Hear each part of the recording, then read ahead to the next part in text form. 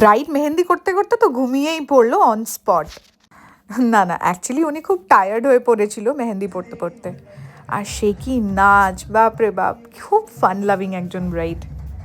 গতকাল ছিল এই ব্রাইডের মেহেন্দি ফাংশন, তো আমরা সময় মতো পৌঁছে গিয়েছিলাম তার ভেন্যুতে, যেটা ছিল সল্ট লেক। আর সেখানে গিয়েই জানতে পারলাম ব্রাইড তার হাতে আঁকাতে চায় তার নিজের বরের মুখটা। আমি তো মোটামুটি পোর্ট্রেট মেহেন্দি করি, তোমরা আগে থেকেই সবাই জানো।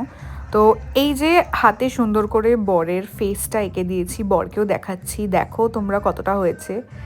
আর ব্রাইড এবং তার ফুল ফ্যামিলির প্রচণ্ড পছন্দ হয়েছিল। আর এবার আসি ফুচকার কথা। ঢুকতেই তো ব্রাইড বললো আগে তোমরা ফুচকা খাও, তারপরে কাজ করবে।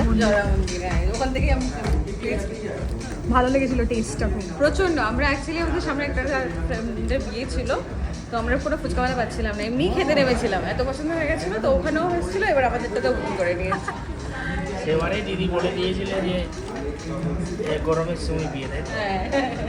নাচ গান, starters, cold drinks, dinner, fuchka সব মিলিয়ে তো একদম মানে খাওয়া দাওয়ায় জমে উঠেছিল কালকে সন্ধ্যেটা। প্লাস ব্রাইড যখন এত ভালো, তো কাজটা তো ভালো হবেই, খুব স্বাভাবিক। তো তোমরা দেখো এবং আমাকে জানাও যে কাজটা তোমাদের কেমন লাগছে, আর ব্রাইডের বাড়ির লোকের কিরকম লাগছে সেটা ছোট ছোট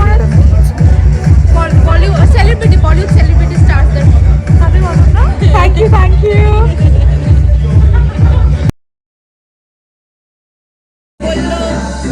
কেমন লাগছে?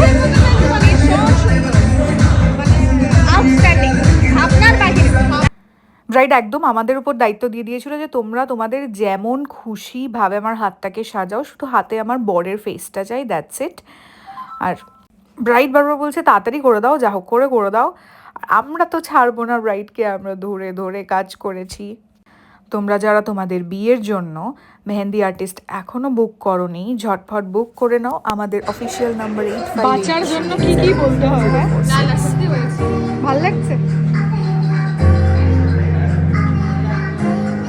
এরকম করো হাতটা মুখের সামনে না।